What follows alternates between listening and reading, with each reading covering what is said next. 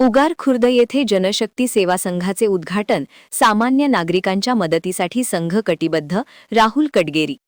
उगार खुर्द येथे रविवारी दिनांक 19 एप्रिल जनशक्ती सेवा संघाचे उद्घाटन उत्साहात पार पडले।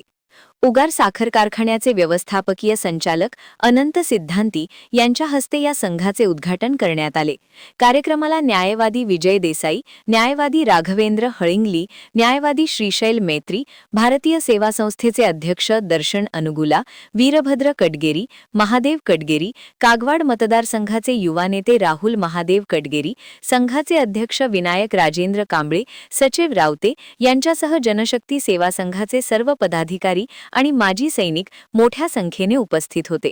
जनशक्ती सेवा संघाची स्थापना सामान्य नागरिकांवर होणाऱ्या अन्यायाविरुद्ध लढण्यासाठी करण्यात आल्याचे राहुल महादेव कटगेरी यांनी सांगितले। कोणत्याही सामान्य व्यक्तीवर अन्याय होत असल्यास संघ तात्काळ मदतीसाठी पुढे येईल असे त्यांनी स्पष्ट केले।